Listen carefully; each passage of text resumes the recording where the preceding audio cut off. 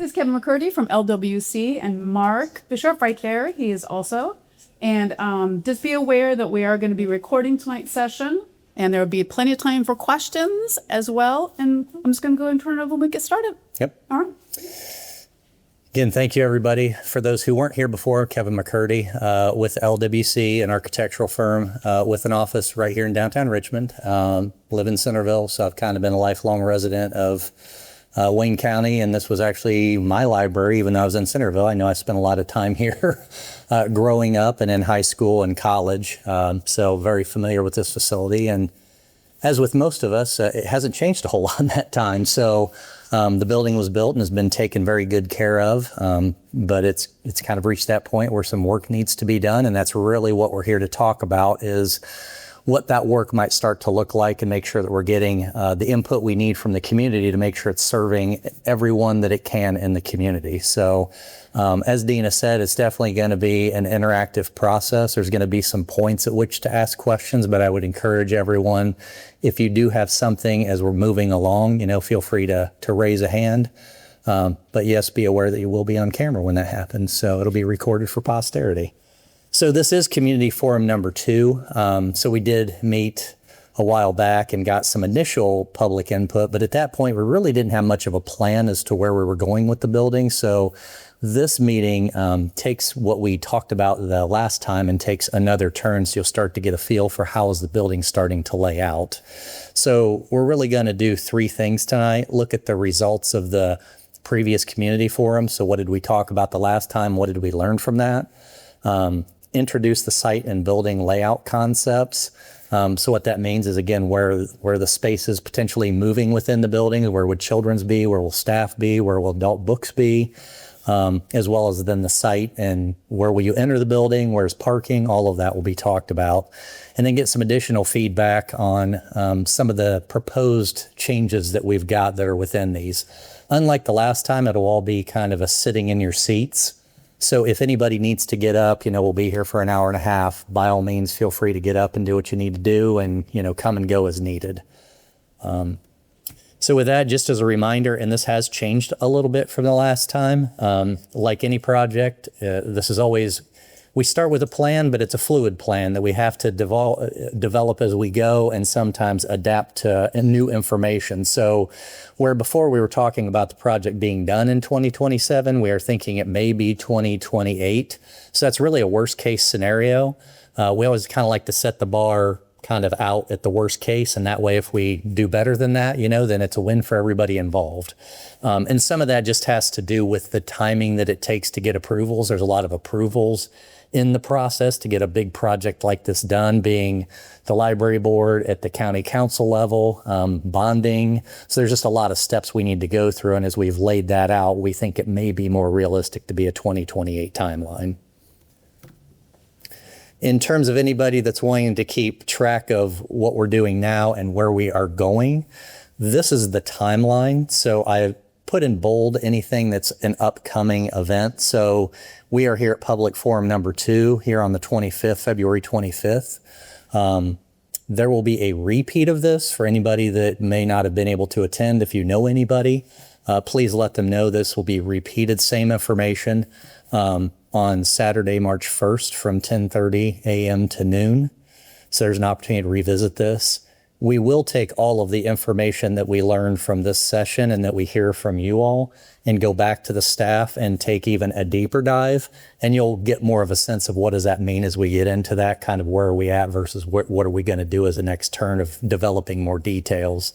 And then once we do that turn, we will come back for Public Forum number 3, where we'll see it even further developed and really get a sense of what are the plans with individual rooms and what is the look of the building starting to look like. And similar to what we've done, we'll also do that in 2 sessions, with one on May 6th and one on May 10th. So we're always following this Tuesday evening, Saturday morning, so that there's some flexibility with people's schedules to be able to attend one or the other, or both if you're so inclined, feel free. With the goal ultimately of going to the county, I say county commissioners, it's county council, Ultimately, they are the ones who have to approve this project. The library board is not able to approve their own project, which seems a little odd, but because the board's not elected, it has to go to a body of elected officials that the public has elected to approve a project of this scale. So that's why that process. It's the same for every library in Indiana. So we had talked about this the last time, but I figured it was just worth reiterating for anybody that wasn't here. Our goals for this process are pretty straightforward. The big one is to address the concerns that we identified in the facilities assessment. So we did go through and really assess the existing facility just top to bottom to see from the roof down to the basement to the outside walls what needs to be fixed. And that was all based off of the library was already thinking about we may want to do some updates, some upgrades operationally, but it's always good to understand what do you need to do to just make sure the building continues to be operational. So that facilities assessment is the not fun stuff, but it's the stuff you have to do, like changing your oil in your car, changing the tires to keep it running. Same thing here. We wanted to identify all those to get a sense of how much it was going to take financially to address some of those concerns. Then we want to look at opportunities to utilize the existing building components, and that's more of a budgetary, anything we can reuse or dollars we don't have to spend to rebuild something. And I'm like anybody else. I look at these as though it's my own dollars. It really is because I live in Wayne County. So, how can we achieve everything we want to as frugally as possible while still delivering the final outcome that we all want? Number 3 is really what we're doing here, identify and prioritize community wants and needs. So we've already gotten a lot of feedback. It started before I was ever involved in this. The library was soliciting feedback, having some community input sessions, some strategy sessions. All of that is being incorporated as well as what we're talking about in these sessions. Then, like we talked, we're going back to the staff and we're kind of ping-ponging back and forth between staff to community just to get feedback from both sides. So we want to make sure that whatever we do, it also works better for the staff as well as the patrons. We need to determine the building organization. So that's really what you're going to see tonight. That's really the area that we're at, is that item number 5, the building organization. Like I said, where are all the spaces within the building starting to land based on the functional needs of the staff? And then also addressing site and connections to the surrounding community. So you're going to see a lot of talk about the site and how does it connect and changes that we're proposing. And we had also put out some of these design values. These were things that really came out of all that strategic planning that was happening, again, well before we were involved. There was a high prioritization on community connections, a lot of community things happening in the library, connection to the outdoors. And we saw a lot of that in the feedback we got the last time. There was a lot of desire for windows, ability to go out onto patios, read outside as part of the library experience, which there's not a whole lot of right now necessarily. Civic prominence. Given where we're at here next to city building, county building, the library is a very prominent part of the community. So how does that get punched up even a little bit more so it's easier for people to find or identify as the library? I think it's one of those, if you know where it is, it's obvious what it is. But if you don't, and you're maybe new to town or somebody from out of town trying to find the library, it's not necessarily the easiest to find because there's really not a main entry point that stands out on it. Then that's really related to the next one, the beacon or landmark, just kind of creating that waypoint that's easy for somebody to find, especially when you think about most people are coming on North A and probably traveling between 30 and 60 miles an hour, depending on their proclivity for following the speed limit and the timing of the lights. So something that somebody can find as they're moving at a pretty good speed through town, if they're not familiar with the library. There was a lot of feedback about vibrant and colorful spaces, so I think that desire to kind of have exciting spaces that are fun to be in. Spacious and inviting for all. I think it's what the library really is now, and it's one of the things people like is that big open space. So this is as much don't give up what we already have as anything, which is always something we want to be cognizant of. If something's working well and people love it, let's not get rid of it. So that's really what that one is. Embracing technology. I think there's this push, and it was started before COVID, but I think COVID really cemented that need for connectivity. How do we have business meetings, in a place like a library or something that's not necessarily our business? So how do we continue to incorporate technology and plugins for technology? And then celebrating art and history. And I think art and history is not just what you think of as kind of current art and history, but really the art and history of this building. I mean, for anybody that's, here, you're probably well aware of the elements that are around the building, the Tiffany elements, the railings, the tables that are part of previous library that have come along. We certainly don't want to lose any of that. And you'll see we actually want to enhance some of that as we go forward and improve the ability to interpret some of that history.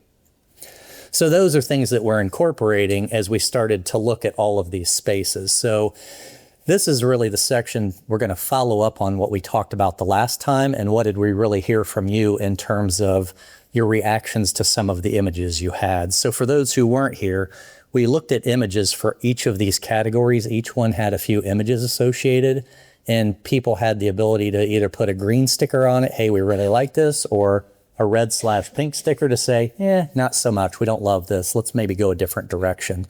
So both sessions did that, and then there was the ability to also do that online. So we took all of that feedback from those kind of three elements and consolidated it into what we're going to see here.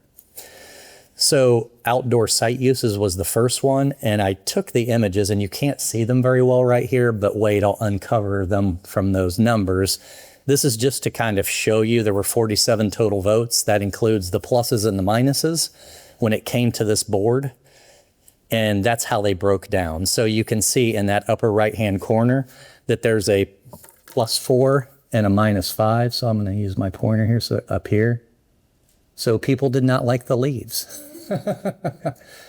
But we had +15 here and -0. So everybody loved the idea of connectivity to the outdoors and, hey, can I get out there and do things as part of, again, that library experience?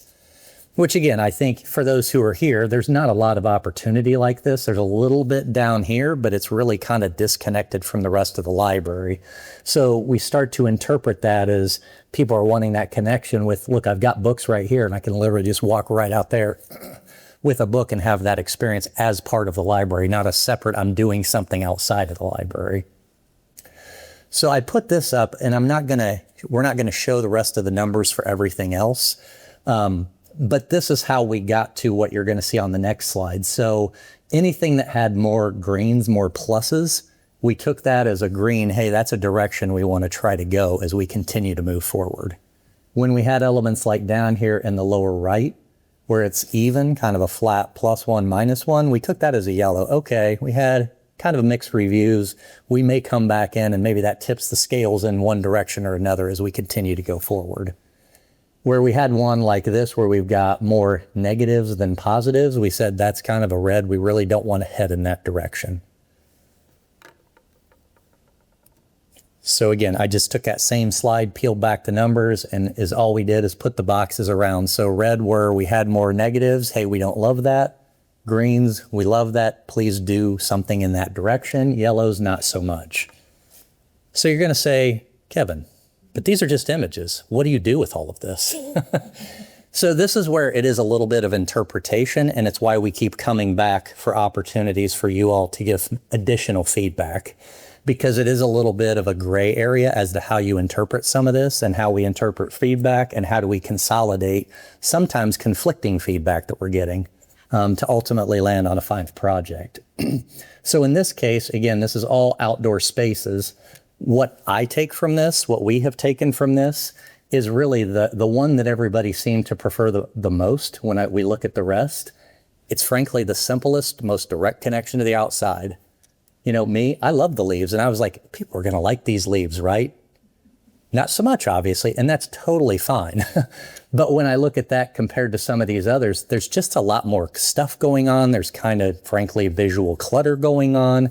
Where this and even this that kind of got the yellow, they're very simple, straightforward connections to the outside, which I've lived in Wayne County all my life. It does not surprise me that we like straightforward and simple and clear.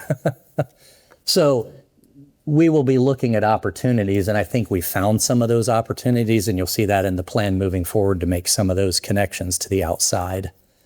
Entrance, similar approach, except we had a much stronger demarcation. And I don't know why it happened, straight across the board from left to right. But we had 3 here that were more positives than negatives. And then we had 3 that were the complete opposite. And again, when I look at what's the similarities within these, it's a pretty strong entry point. And it's not necessarily a very modern feel. I mean, yes, there are modern components to it, but there's also kind of an element that you see as kind of that beacon element It's interesting to see these two have a beacon element as well, but I would say this is kind of a more modern deconstructed entrance where these are very more clear, concise. There is the front door, and I lost my name tag. So again, taking that from it, that again, we don't necessarily want complicated or highly modern, but we do want a clear entrance to the library, which again, I would say right now we don't necessarily have unless you are familiar with the library sometimes. Business center. So this is really a new space to the library. There's really not a business center that exists now. There are elements like this, but this would be that space where you could come and print stuff out, print documents, collate documents, have a small meeting for, business venture, or even if you wanted to jump on a Zoom call with family, you would have a space and the technology to do things like this. Again, we had a very strong line of, this is what we like, not so much. And again, similar to the others, the similarities that we see in this, there's a lot of booths, there's a lot of spaces to sit where these don't have as much clarity of almost that cafe style seating in those spaces. These have more like open tables where I don't have this level of privacy. So it's a small space, not necessarily enclosed, but I get the ability to kind of work and choose whether or not I want to ignore or engage the rest of the world. So that's telling us how we need to start thinking about some of our smaller spaces where people want to start to work on computers and participate or not in the library. Genealogy history room. So again, I would argue this is a new space, even though there's a small zone in this lower area down here that has some of the elements of kind of the historic elements in the library. The idea is to really create a dedicated space that reinforces and allows for even more interpretation of, I would say, history generally throughout Wayne County and Richmond. But again, more positives on this one than negatives. Again, taking from this, what we take from this is yes, all of the elements are here that you think of, the books, historic pieces, sitting on the desk, or the desk there. But there's a lot of vibrancy and a lot of light to these that makes it a little more vibrant than these two images, where I would say it's just more the wood and the walls with the focus on elements. This has like history literally all over the walls. So it becomes a more dynamic and vibrant space, which again is one of the things that was in that list of elements that I think generally we were looking for. So I think you all reinforce that, yes, that is important to us because we like these spaces that are a little more dynamic when we're looking even at the genealogy and history room. Community engagement. So these are the large meeting spaces, kind of like the Bard room. Where we're looking at, how do we have these larger meeting spaces? I mean, this is probably the easiest example to see. Look, there's literally auditorium seating and then some flat seating in the space, even smaller meeting rooms where you might have 8 to 20 people in a space. You're not going to get 20 in there, but this might be 6 to 8. But this kind of had the full range of what could some of these spaces be from big to small. Again, we had 2 that were positive and a whole lot that were negative. And I look at these and say these feel very modern to me. Again, with I see a lot of shiny things, a lot of bright lights, a lot of things that aren't necessarily warm and inviting and close in the way that I would say a lot of the elements of the library are. And I think that's telling us that we want to continue, because even when I look at this one, it feels a little more warm and cozy than some of like this one, where it feels a little brighter, shinier, and not as warm and inviting as some of these other 2 that we have over here. So those are things that we'll be thinking about as we look at some of these community engagement spaces. In adults, again, a pretty strong positive reaction to the imagery that we saw. I would say the commonalities of the positives versus the negatives that we had. There's a lot of wood furniture in this, so there's kind of that warmth of bringing wood in against some of the more modern elements in a lot of the furnishings. There's a lot of bright light in really all of the images. But this feels a little more modern in some of these finishes. Again, I go back to almost the shiny hard surfaces versus those warmer wood surfaces throughout. So how do we kind of bring all that in and marry that with all the natural daylight that we're wanting to bring in, which always starts to feel a little more modern when you're bringing in big areas of lighting. Teens, again, pretty strong positive reaction to what we had here. And again, I think this speaks to the vibrancy of what we're looking for, that we had heard. not as vibrant a space, not as vibrant a space as these when I look at all of the colorful elements, the dynamic elements in terms of the shapes, the forms, the lighting, the furniture, what's on the wall. There's just a lot of dynamic things happening in that space. And again, for all of us that have teens, grand-teens, great-great-grand-teens, there's an ADD that just exists at that level where a lot of stuff going on is a good thing. They're always looking for the one thing I'm actually focused on and the 20 things that are happening around me to kind of have that experience that they can all relate to in a space that they want to call their own. Children's, again, kind of a split. This actually was another where we had a kind of a flat between positives and negatives in this one yellow, and then two where we had more negative reactions than the 3 positives. I think, again, these two, when I look at the 2 reds we had, I look at them and see more applied color and a more applied dynamic. Like these trees are kind of cutouts here that aren't really connected to the architecture of the space. And these are just chairs with really the background being a little less dynamic. Where this is, I would say it's more integrated. Like we've got soffits that are going on. We've kind of got ceiling planes that are a little more dynamic.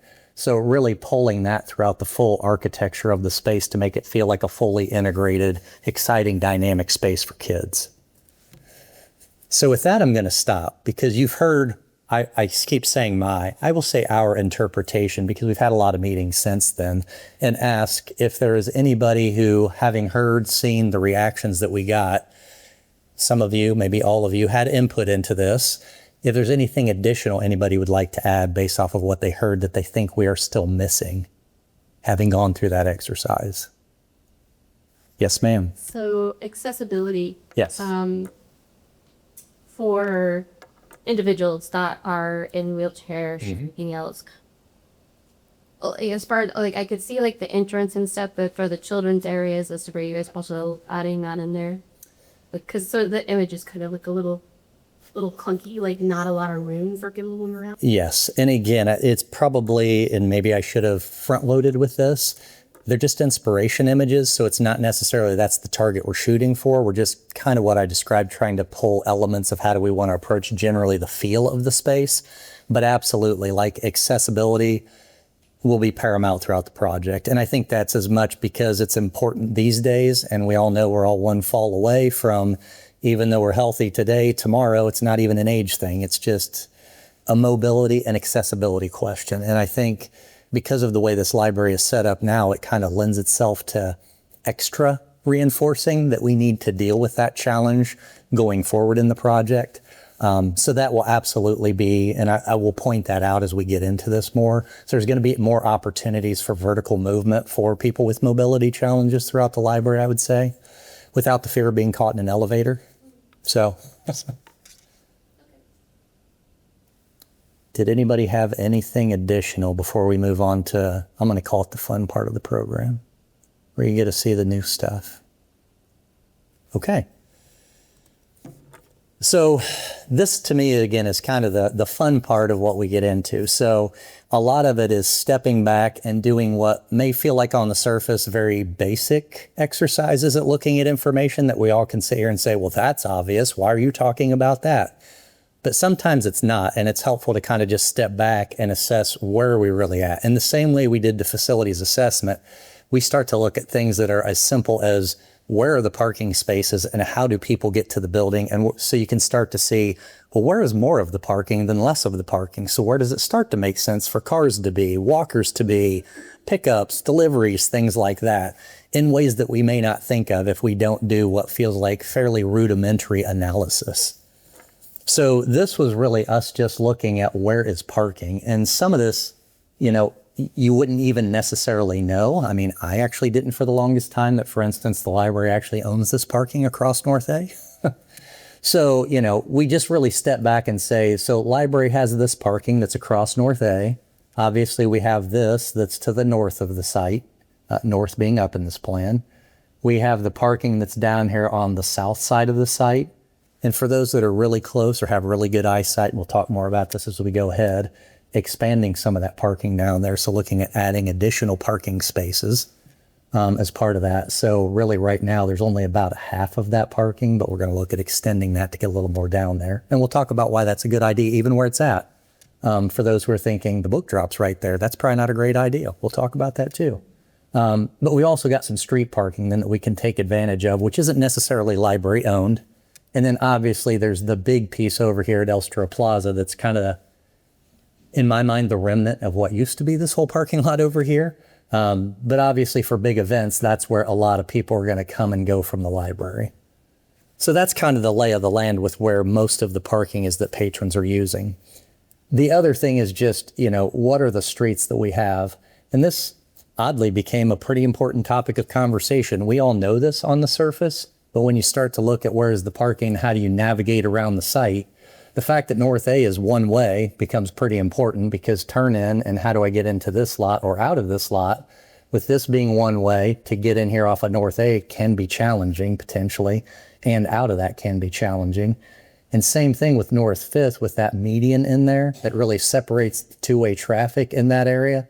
It really limits your ability to, you cannot come out of that and turn, into downtown. You can't turn and go left. You always have to turn and go out to North A. The dots that you see here are then kind of points where things are happening. It's the big red dots. So this was one that the staff had flagged that in and out traffic in this area is a little bit of a challenge. I think more staff park on that side than patrons do. I'll be honest, I had never parked on that side. I always just assumed it was staff parking because the entrance is right here. So why would I park there? So I didn't even know I was allowed to park there for the longest time. But staff pointed out that in and out of that is a challenge. So we wanted to take that feedback we were getting from staff and think about solving that. We do have the main entrance here, which, good or bad, we've heard it's great, keep it. Why would you change it? To, gosh, that thing's kind of tough to get up. If you've got mobility challenges, can we do something better with that? So that's something that we need to think about with that being the main entrance. Is that the right main entrance? And then the book drop being right here is another thing that we needed to think about. Again, is that the right location? If that stays the book drop, like I mentioned, it probably doesn't make sense to have traffic here, because I don't want a car queued up and then people to be backing out and bumping potentially into that person who's trying to drop something in the box and focused over to this side while somebody's maybe backing into me from this side. So again, this level of analysis helps us really think about how do we want to continue to have traffic patterns, because that's really what we're doing is, even though we all know what the library is, I challenge the staff and have challenged you in the past to say, let's pretend it doesn't work the way it is. If we could do what we wanted with it, should this be two-way? Should it be one-way? Should this be two-way, or should it stay one-way? So that was the level of conversation we were having and how this was helpful to start to think about that. The other thing, again, then we just kind of took that information and said, the reality is that most of our parking is really up on this side. And it kind of makes sense because that's where North A is, again, with the 30 to 60 mile an hour traffic. A lot of cars, a lot of then people getting out of cars and kind of being in this area. This starts to become an important corner of the library. With this being Elstro Plaza and thinking about, some of these outdoor spaces and the connectivity, this starts to be an important pedestrian location. We know there's still parking here, so there is going to be some car traffic. So red arrows are people coming from vehicles, where blue traffic is really people coming from that downtown area. Because even if you think about the downtown with all of the development that's going on, whether or not you believe it will come to fruition or how it will come to fruition is immaterial. The result is most of the people, and I'm one of them because again, our office is right down here, people are going to be walking from this direction, be it up this street or through the plaza, Elstro Plaza, and will be coming from this direction, most likely. Even the same thing, again, I'm going to be agnostic here, whether or not you believe in the trail that we have, the bike path, which passes along here, that's going to be your pathway to come off of that trail to get to the library. So it is a pedestrian and bicycle path that's coming from this way, and in all likelihood, avoiding this corner because of all the cars that are there. So those were a lot of the discussions the information we had and the discussions we were having with the staff as we started to think about this. The other thing, and now I'm starting to jump ahead to where did we develop this, and you'll start to see this a little bit later, but we really started to even talk about, I think this is dying, so I will apologize. Hopefully you can still see it. really looking at, everybody knows we've got these two areas of green space outside. And I'm using the term green space loosely because this is really just a concrete pad. And this is a concrete pad with ivy around it, but it is connected to the outdoors. So I'm using the term green space to mean not in the library. Because we will work on what does that mean as we go forward and how much green is there versus not green space as part of future development. But these are two that we already knew about. As part of our discussions with staff, we started talking about, and you'll see this with the development of the inside, the possibility of a green space here, and looking at that as potentially a dedicated outdoor children's area. So where in the past we really had one space, and this was more of a children's area, we're now looking potentially at 3 spaces, with these two having the opportunity to have more connection to Jack Elstro Plaza, and this one being a little more dedicated to children's, knowing we want to have the children in a protected space where they're not necessarily going to run off. As the staff that are out there or parents are focused more on the programming side, they may not be catching that, somebody's trying to run off from the site. So the idea of moving away from this more public facing side connected to Jack Elstro Plaza and the things that are happening over here started to make sense and to create this new space here. The other thing you'll see is it also creates for these two to work completely independent. Yes, they could be connected, but because they're at 2 elevations, this down here at the lower level and this connected to the upper level, we're looking at those as having 2 completely different functions and different levels of connectivity to the inside of the building. So this was one of the questions that we had quite a bit of discussion about, even with the staff, and I think is a point for Elstro Plaza has been around long enough. I think most of us have probably either seen something happen, seen on Facebook, participated. We've participated in things at the library. And one of the conversations we were having with staff was, what are the things that we really enjoy here at Elstro Plaza? What are the things that we enjoy at the library? What are the things that we feel like are missing at either location that we could reinforce potentially with the project we're doing here? Even if it's over here and we say, gosh, restrooms would be kind of nice, even though, yes, there's this little building here. More restrooms, more shared events, more whatever that would be. We throw out the question to ask, what do you all feel is great that we want to keep? What do you all feel like is missing that you'd like to see more of, potentially in outdoor spaces that you don't have now at the library? Yes, sir.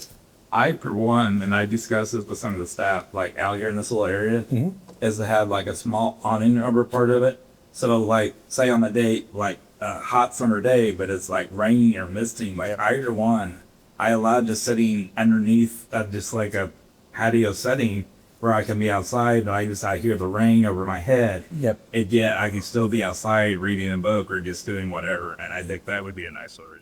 Yep. And we heard that from the staff too, that, not giving up or almost not giving up the walkway that you have over there, because that is a level of canopy. So how do we either keep that, add to that, and then how, as we look at this space, do we potentially get something like that up there too, depending on what functions are out there in that area? So yes, I think that is definitely something we want to think about going forward. Curry. Let's start up here. So, the green space for the children's, Yes. and then from a safety perspective, that's right there by the police station. It's right by the post office. That's where people fly around the corner. Is there going to be some way to block children from running? Yes. Okay. That absolutely. I was a kid, you guys. Yes. Ooh, just cringe at that. And I think that's the case, really when you look at any place around the library, because it is on a bit of an island of traffic, really fast traffic. And traffic here, that's going to be a reality no matter where we would look at putting it, that we're going to have a protected enclosed space. So it will be a space that's only accessible from inside of the library. There'd be the ability to run out of it for an emergency or something like that, but it's one way I've got to be from inside to get out to protect those kiddos as part of that programming. Yes, that will be part of the solution. Yes, I mean, because when I think of a green space, that's also because I've been here for with Ariana doing crafts and stuff. That's also a potential to do, as we did some planters and stuff to actually show the kids how to do gardening. That might be something that would be to create space for on either side, just bring it out to the community. Yep. And that's great to hear on the programming side, because in fairness, we haven't drilled down even with the staff to really talk about that level of programming that we want out there. So that's good to hear from the community side. What are you thinking you'd like to see in programming, here? And again, I would ask the same out here. If there's a program or something you'd like to see offered at the library, this is the opportunity to say, hey, I'd like this outdoor service that is not currently provided. Yes, ma'am. One of the things you were showing and talking about is the parking for cars. And I'm wondering about any plans for expanding bike parking, moving it. I mean, Elstro's got a really nice bike parking area coming up 7th, but once you come across Elstro to go to the library, are there plans to do something more for bicyclists who are in the library? Yes. So what we heard from staff, and this was more, I think, their observation of folks who come on bicycles, is that bicycle parking is very important and that having even some level of cover to bicycle parking is important. Because yes, I may come when it's nice and sunny, but then there may be some inclement weather and then I got to go out and my bike is wet and then I, go from there, and they may leave other things, associated with the bike. So yes, it has been mentioned that bicycle parking is important. So we're looking at ways to incorporate that further, but haven't developed enough to say, oh, it's going to be exactly right there, or right, where is it going to be and how much. We haven't developed those details, but that is definitely on the radar. I'll start in front of you there. Yes, you, I'm sorry. With if you're looking to put a green space of the children's section, would you move the current children's section over there to make it easy for the children's programs to just walk straight there, or would they be walking from this end of the library? So see, you're way too smart because you've jumped like 8 slides ahead. So I know. So children's will be moving inside the library, where the children's department is, and we'll see a little more of that going ahead. But that is why it's moving here, is it would be connected to the children's department as it shifts within the space. And a lot of that, I'm jumping ahead, but what the heck, we're there.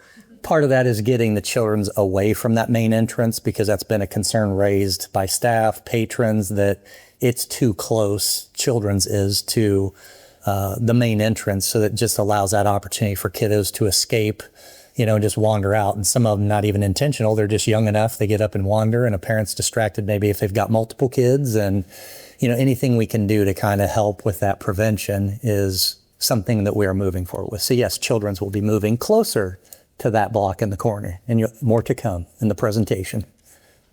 Jason. As we think about outside space, I think it would help me to think about the space as we continue the dialogue at the library, could help brainstorm what do they think the space would be used for. Mm-hmm. My experiences with the library, I'm struggling to envision how the space could be used. So it's hard for me to answer the question, what do I want?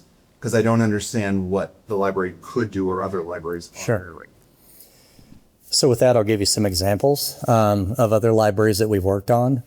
Yes, they've done the outdoor gardening. Sometimes that's been, the on the ground, and they just maintain flower beds. Some of it's raised gardening. And some of that even goes to, well, I want my grandparent and my younger kid to be able to do it. And sometimes the mobility of up and down doesn't work well. So gardening opportunities in a raised bed makes sense. So that could literally be, it is a raised bed built element. It's stacked, there's vertical elements that kind of create a band up along the wall that I can plant in. We've seen water tables out in those spaces. So a lot of times they want to do water activities. And this may not even exist anymore. I think of the Children's Museum, that was always my favorite, even as I got way too old and shouldn't have been in that space probably, but it was fun to kind of play with. They will do things like that in libraries too, because it keeps the water outside, kind of where it's most useful versus inside, and the potentials that come with all of that. And then there's some other kind of skills type things. So we've seen where they've put in sometimes like musical elements to be able to kind of do some outdoor, we do music time out there. That way it's not so bothersome to the rest of the library. So it's really anything you can think about from a teaching capacity that maybe you've seen in a school, you've gone and visited a nature center, a visitor center, any of those types of elements. are possibilities in that space. And again, within the context of ultimately then it's a marriage, the staff have to want to then support that function. So that's where it really takes the two sides to come together to what is public looking for, what does staff really ultimately want to support as part of the library function. Yes, ma'am. I've driven past late at night and I've seen people bathing in the water feature. And I don't know if there would be an opportunity to put in showers either in that Elstro bathroom or somewhere in the library where people who are unhoused could access a shower, because I know we have a lot of people in the library every day who are homeless at night, who come in and relax and rest, and I think it might make sense to consider that. I know other libraries have done. And there has been some conversation. I won't say there has been at the level of providing showers necessarily, but there's definitely been conversation about how do we accommodate all users of the library for sure, because there's no desire to exclude any user group. And I do agree, you know, being our office right across Elstro effectively, you know, I see a lot of what happens here and then comes and goes out of the library. So I think staff have acknowledged that's something that needs to be a part of whatever solution we have moving forward. Just in response to the Elstro, I mean, that's not something the library can control. I'm saying we, like the royal we, as part of the library process. You know, we couldn't do anything with that, but, you know, it's something that could be talked about with the library, if that's something that want to do or not, and how that would work potentially. I don't, again, know that we haven't really talked about showers and providing a level of facilities that within the library necessarily. Any additional thoughts on outdoor utilization? Yes. The parking lot there along North A. This one up next here? to the library. Always looks very inviting, but accessibility doesn't, there's not a door over there. Right. That. So, and probably can't use two doors because of people going in and out with books. Is there any way to make that more accessible? There is. So you've only jumped 6 slides ahead. But there is. And I'm jumping ahead, but we are actually proposing 2 entrances, which again is not unusual in the world of libraries. There are ways to control books coming and going. And I'll be honest, I think there's a movement in library world to not be as worried about if a book walks away, because I think the thinking is we spend a lot of time and money chasing down fines that amount to that much money. If somebody really wants a book, do we want them to not have a book? Versus, you know, just some passive ways to make sure that things generally stay. So we are actually looking at 2 entrances that will make that more usable for everyone. So that's a great thought. Anybody have anything additional on outdoor? And again, to the last comment, I mean, outdoor being sight. That is bothersome, you love and want to see stay, you want to see added. Okay. Well, we'll take those additional comments and incorporate, and you're also going to see some additional stuff, again, that's kind of, since we've already started to go there, that may even spark some additional questions. So as we go forward, if you have additional thoughts about site, as we've said, this is a dynamic process, so don't feel like you can't bring up something we've already talked about as we start to talk about other elements here and move inside the building. So I wanted to hold this information until we had the last conversation. This may spark some other thoughts.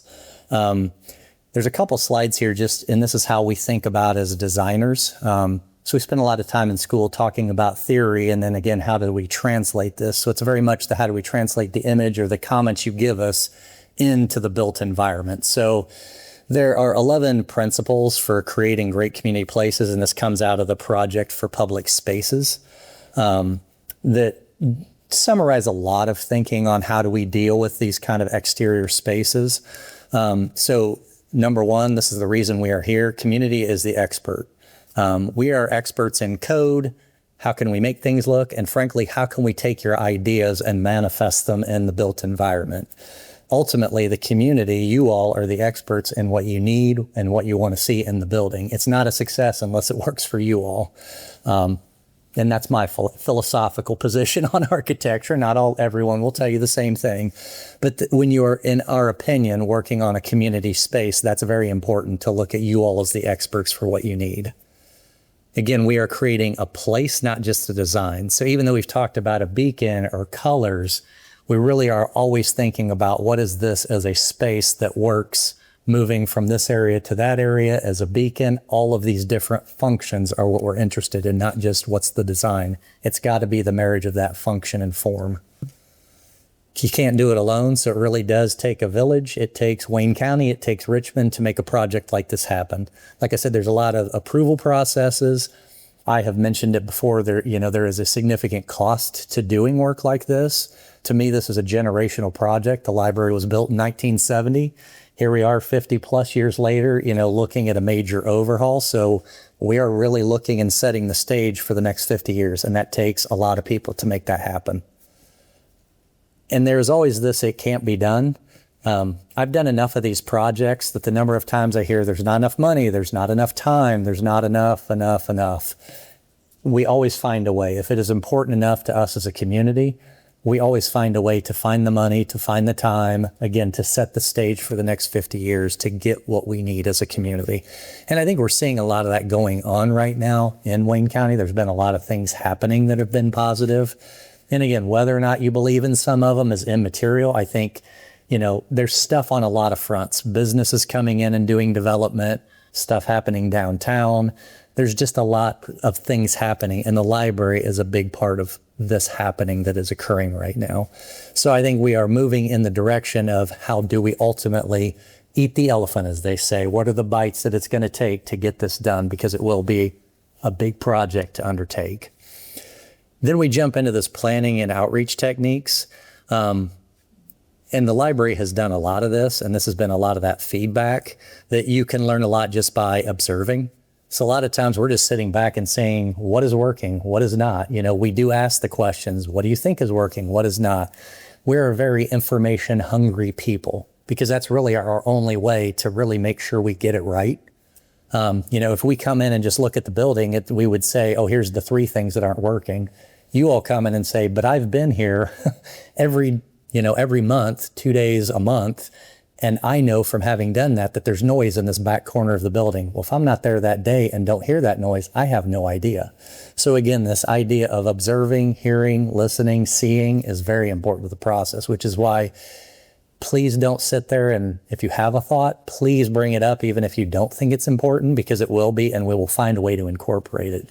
And if you're uncomfortable bringing it up in this setting, please feel free to bring it up to staff or somebody else, or to send it. There's going to be an online ability to provide some feedback as well, just like there was in the last session.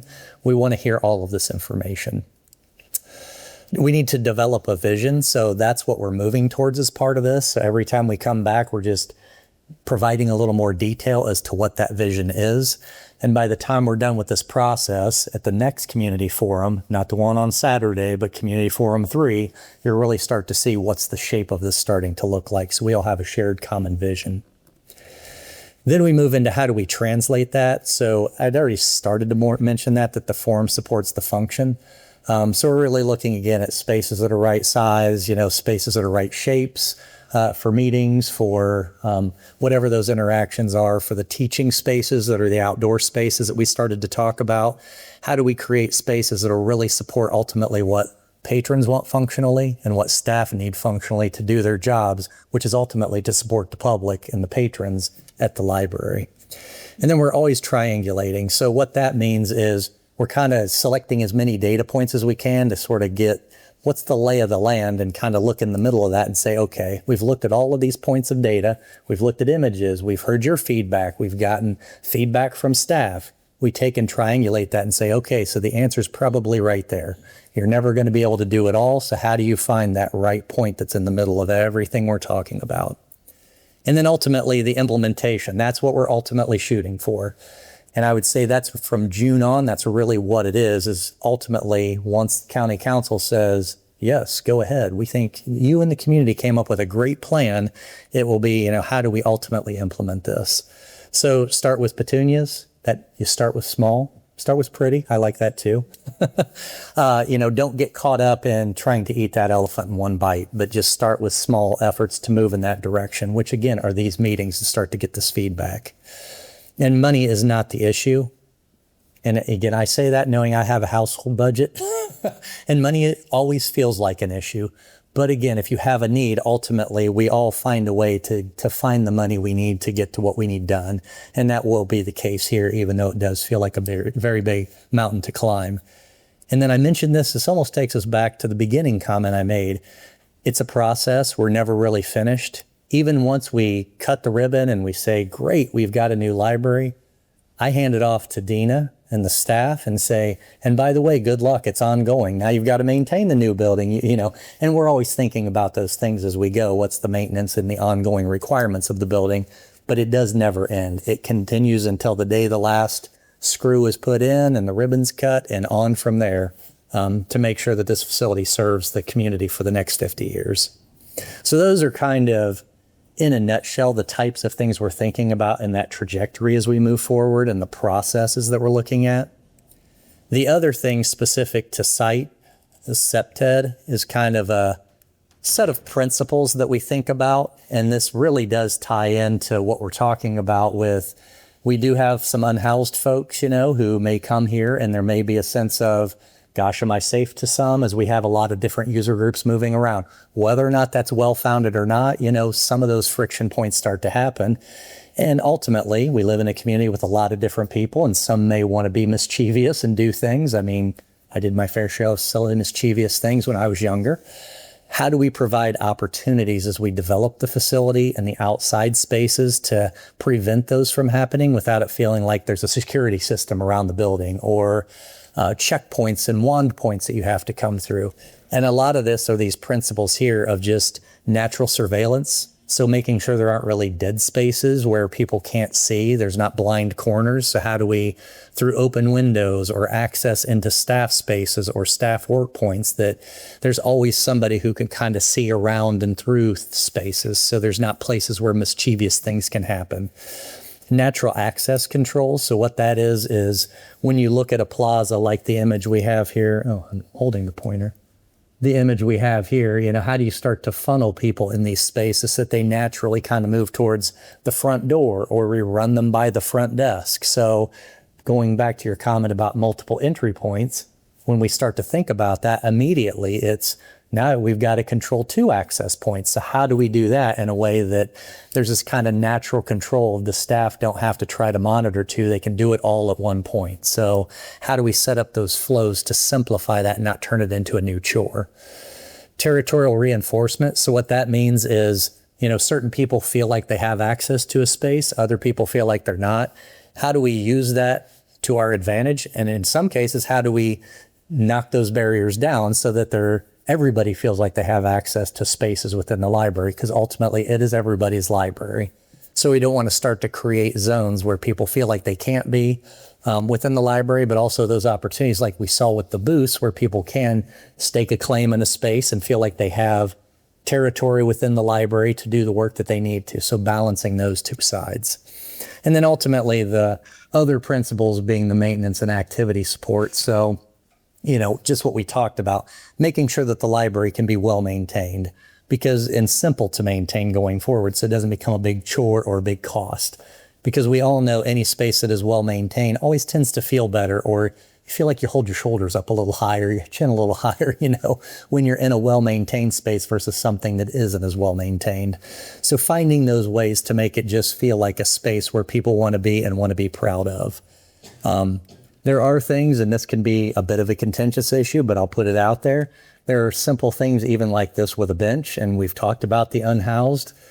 Where should the unhoused, be allowed to be? In this case, by this, I mean, when I say allowed, own territorially a space versus, it's open to everybody.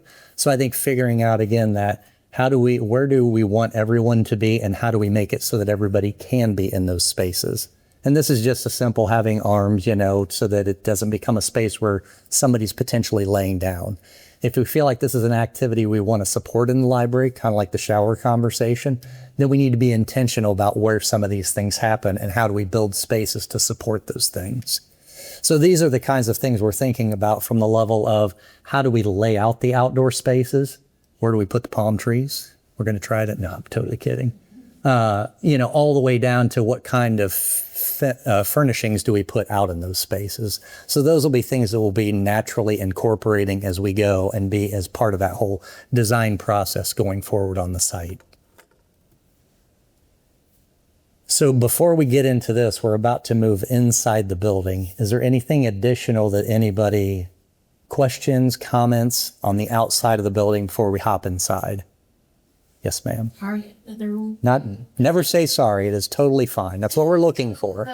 And I come from like traveling around the nation because I was in Colorado for the longest time and then down in Florida, and I've seen those different types of libraries and stuff. As far as LEED certification, like using renewable energy, is that something that you guys are looking into as far as the design is concerned? So it's interesting. Back in, I will say, the heyday of when we did LEED projects, we did almost 30 LEED schools in the 2000s, like 2005 to call it 12 or 13, because that was kind of a buzz thing. What's interesting is that did exactly what it was intended to do. At the time, it was like that was reaching and pushing the market forward. A lot of that stuff is now part of basic building code. So having the LEDs, the high energy efficiency, the energy efficient mechanical systems, additional airflow into spaces so that, for the health of occupants, all that is now building code. So yes, all that LED stuff will be incorporated for sure. A level of energy efficiency will be incorporated. And again, I guess what I'm saying is the library wants to do the right thing, but a lot of it we're just going to do is kind of that base design. Because that was the interesting thing when we started doing LEED projects, we found our base design was already LEED gold. So we're already kind of out there doing, and it really has as much to do with it's just good business sense for the library because, yeah, you could cheapen it and make that first cost, $100 lower or some very incremental amount, but you're going to pay that amount of money over the life of the building. So we do look for those opportunities to incorporate. That being said, we haven't talked about trying to do a LEED certified or benchmark it in any way like that. And I don't know that we're going to necessarily do that. I think that's one where you end up paying for a certification, frankly, a lot of money for a certification that if you're doing the right thing, I don't know that you necessarily need to, unless you're trying to do one of these Uber. And I'll throw myself on this one, having done the Cope Environmental Center where they wanted to do the net zero and it did all of its own energy. Unless you're really that far out there, I don't know that the systems necessarily make a lot of sense to do. So, and I gave you way more than just a yes. But yes, plus everything else I just said. Yeah, no, it's fine. Like, I just know, as Jefferson County out in Colorado, that was just a phenomenal undertaking. And, some of the images that you showed originally, those conservative, kind of clunky looking things looked more like the Denver Art Museum. Right. Yeah. The ones that everybody said no to. Yes. So those will not be incorporated. Yeah. And again, I'll be honest, it's funny you say it as clunky and, a little bit negative, which is totally fine. There are times, I'll be honest, when we put elements up that we're like, not too sure. I don't know that I believe in that, but ultimately it is our library. So sometimes we put those out just to hear we don't want that. And we're sitting there thinking, good, because we don't necessarily aren't promoting that. But if that's what you want, then it is ultimately your library, our library. So anything else before we jump to the inside of the building? Great. So this is just a summary that we had the last time. Oh, I'm sorry. Oh, I shared the last round of online updates that were put out, and a friend of mine is the director of the Independent Living Center, and she said that when she comes into the library, the slant is very, I can't think of the word, but it's difficult. It is steep to get in. And I didn't know if that was to be addressed in the changing of the new entrance, that it was going to be a little bit easier for people not to push themselves up there. Yes, and part of that is kind of when we talked about the accessibility earlier. It really doesn't meet current ADA requirements. So love it or not, because we heard people again who said, why would you change the entrance? It's great, to yes, please make it go away because it's not fun for me to use. We don't really have a choice in that. When we're doing the level of renovation we're talking about, we have to bring everything up to current code. So by default, that has to get resolved to become compliant with current code. So yes, that will definitely be changed. Anybody else I missed? I will start speaking over, so there's another hand. Okay.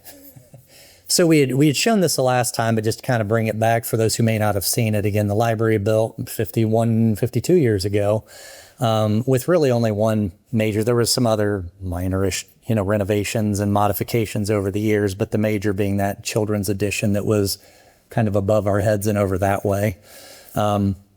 The lower level is about 24,000 square feet and the upper level is 29,000. And that difference is really that children's area. And if you think about over where the teens are and the garage, there's not spaces below that. Everything else has a space below it. So they're pretty close to the same, but those three areas are the reason that the upper level is actually bigger than the lower level. And this math in no way takes into account anything outside the walls. So this is what we have is 53,000 square feet inside the walls. This was also an image that we talked about the last time. So this is the current spaces within the library. On your left, you have the lower level, so the area that we're in. Just for reference, I am here, you were here. So we are in this space right now with the barred room. And one of the things that we had looked at is really this metric here. So typical library utilizations are about 80% of the space is public and 20% is staff, back of house, storage. So we're using staff as anything that's not public facing. What we've got is only 40% of this whole lower level. So only the stuff in color, the stuff that's in white is considered staff / back of house, mechanical, things again the public is not interacting with.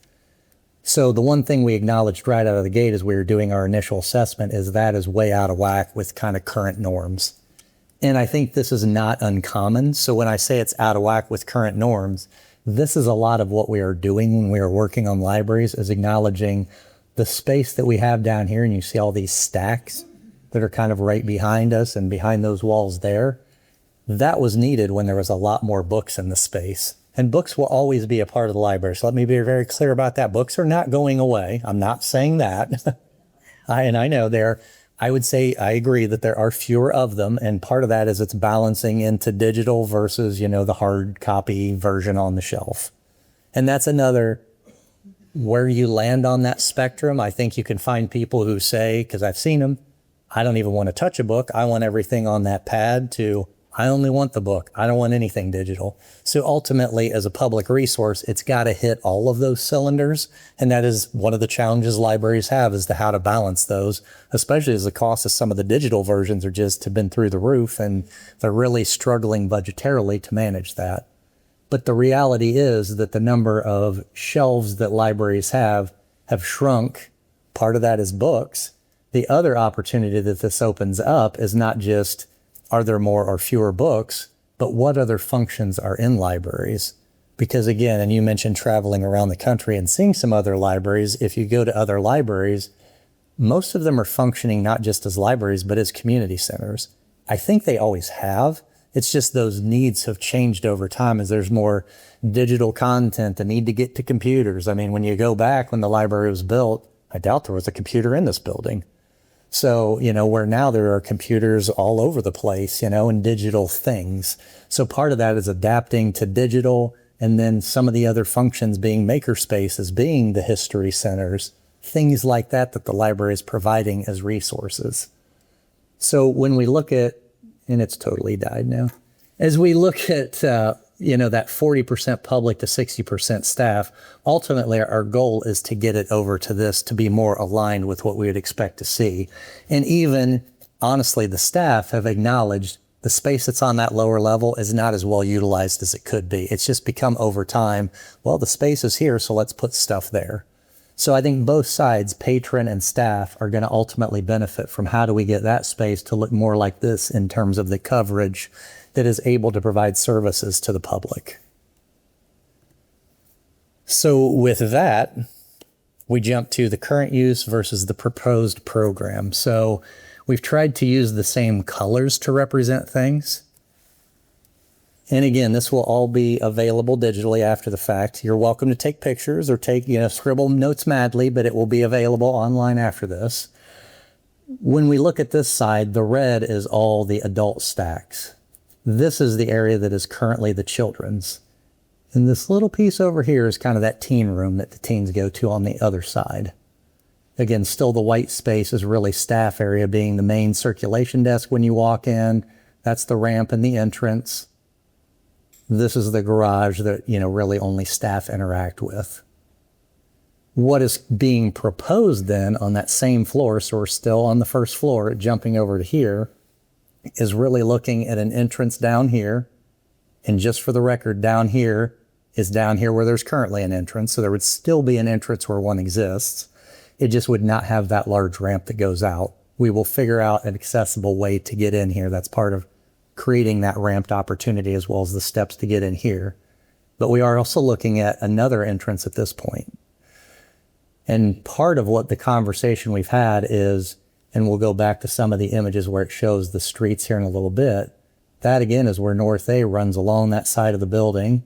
That's where Elstro Park is. That provides a great opportunity to provide that beacon, that way to find the library as people are looking for it, right on that corner where a lot of vehicular traffic is happening. This would be then more the primary entrance. This is more a kind of a car drop-off entrance, where this is more of a patron walking in, bicycle access, things like that happening on this side. In between that, this would be where that circulation desk moves to. That is in no way intended to indicate the shape or the size of that. But the idea that it can happen so that staff can see patrons coming in this side or see patrons coming in this side allows that ability to see both sides where people would come in still with one staff point. The marketplace, this area in green, that's an area that really sort of exists, but sort of doesn't in the way that this is envisioning. We'll have some images to help you understand what that is a little more. But what it is functionally is the space where new books show up. And that's new books for nonfiction, fiction. The library will have to decide, is that the library of things is a thing that's happening? So those aren't just necessarily books, but I need a garden rake. And I'm totally making that up. I have no idea if they're going to provide a garden rake. But the library of things are things that you can check out in your life to kind of use at home. But the idea is providing a space. I come in and I can see what is new in the library without having to go into any of these other spaces. So you're immediately greeted by books after you get through that main entrance. So it's not like I come in the door and I've got to go way to the other side of the library to start to get to books and things. But that marketplace is kind of a mix of, that's where I circulate. There's going to be some seating in that, and there's going to be some places for materials to see what's new. The business center is one of those new functions, sort of, that we've talked about. If you think about some of the functions that are going to happen, that's going to be computers, meeting spaces, printing opportunities, large format, small format. A lot of that is happening downstairs when we go to that space in the information services / genealogy / history area. It is moving all of that up closer to the front door. So you don't have to go all the way through the library and down this set of steps to get to that. So it provides a level of functionality that's right there near the front door.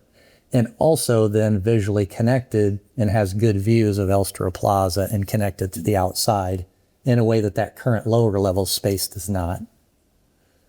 The red spaces, you can see adults starts to get broken up a little bit into zones, so it's not just one big space. But and again, it's probably worth pointing out that even though you're seeing blocks and lines here, these are not walls. They are just ways for us to look at how many square feet do we need to get the amount of shelving and things are. So we are not giving up books. We are not giving up some of the shelving we were talking about. It will get redistributed in these spaces.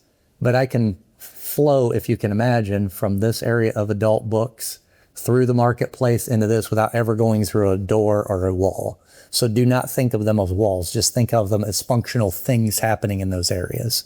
There will be some level of walls, but we aren't even there yet with determining where those are at. So the other spaces then that you can see, going back to the earlier comment that she was so quick to jump ahead in the presentation and identify, children's would move back here with a program room for children's. They have the program room now, but this is bigger based on staff feedback and the idea of being able to have bigger programs with more children participating in those, along with the office and storage that staff associated specifically with children need to make that one zone where it can function the way it needs to. So you can see when I look at this versus that children's is going to grow pretty significantly. So that's been one of the things that when we talk about that 60-40 in the basement, we're pulling that space out of the basement and redistributing it among both floors. The other thing you can see is teen here. So this, same as that, you can see the growth of teens to really have a dedicated space where teens go like they do now, but also a program space where teens can be so that they can do smaller programs with, 10 to 20 teens in a space where they don't feel like they have to go into the children's department. Because there's one thing we've learned in doing enough of these libraries, schools, anything where you get mixed age groups, teens will not go in the children's area. If you try to make them go in the children's area, they will not come to the teens area. So the idea of having their own space with dedicated programming is going to be very important to making the teens feel like they have a space and that this is their home too. But by bringing these two together in a way that these are separated by the adults, it will allow the staff to really kind of function from this corner. So in the same way, this point can see both of these entries. Wherever we land the youth services staff point, it will be able to monitor both of those spaces as well. And I think that's as much about making sure that the teens are doing good things as it is, frankly, providing service. If a teen does say, I need help with this current setup, there's really not much opportunity without them coming out and finding somebody to go get that help. And again, having an 18-year-old that, went just through the teenage years, they're not even going to get up and walk over here to ask for help. They'll just kind of forego and do whatever they were doing. So I think this provides an opportunity both ways to improve oversight of that space as well as to provide additional service to those youth. Then the other piece that we have up here is the staff space in blue, which in this, it was really this kind of white space here. It did not have a color associated. There's really not a whole lot necessarily being added to that. I'll just offer from the staff standpoint, it's going to be more functional space.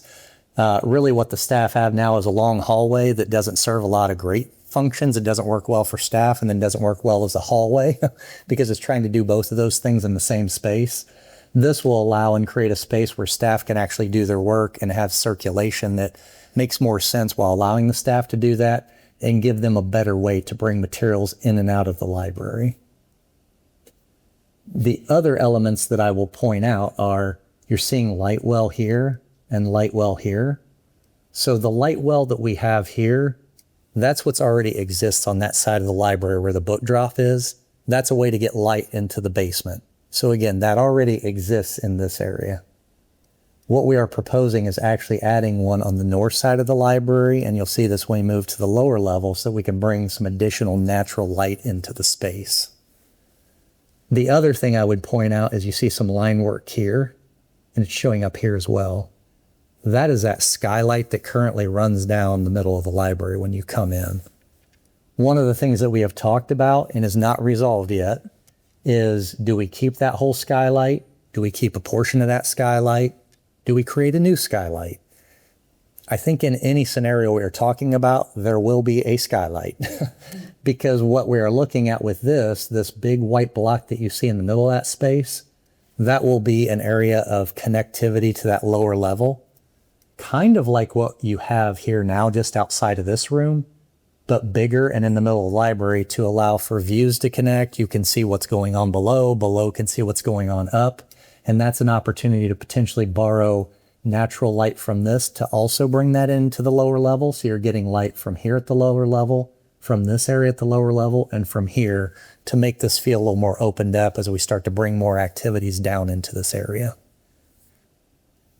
The final thing that I'll point out is back to the accessibility question. There is not a ramp necessarily proposed because that would be a long ramp to get from upstairs to downstairs. But what we are looking at is where now there are currently an elevator here, which again is right outside of this room, and there's an elevator back here that both staff and patrons use. The new scheme is looking at keeping the elevator in the current location outside of this room. And I will just pause for a minute and say, keeping the elevator means keeping the location, upgrading the elevator, insulating the elevator, not making it something people are afraid to use. That will be resolved as part of the project, but keeping that location of the elevator, but adding another elevator out here in the middle so that there is really two means that are only on the public side. Oh, goodness. Sorry, I told you I wouldn't move, and I am moving, and I apologize for not plugging this in sooner.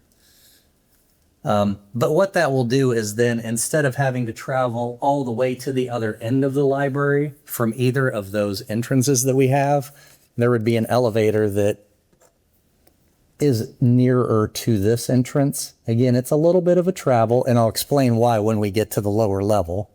And there would be an elevator near this entrance as well as a set of stairs to the lower level. So we are going to maintain stairs at this location and have some stairs at this location both. So you'll have two ways to get up and down.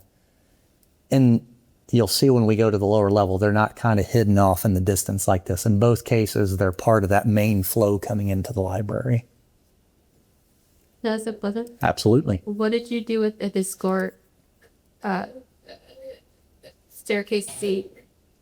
It's over here, but it's not right here. You're talking about this? Yeah, that thing. I don't know what we are doing with that. It is coming with us. We have talked about that it will come with us, much like the Tiffany windows. We haven't identified. That's really the next step as we develop more detail. Because what you'll see within this, while I see all these little walls and here's rooms, the next step is for us to develop all the walls and little rooms and where do the windows and doors and where does that set of steps go in this layout.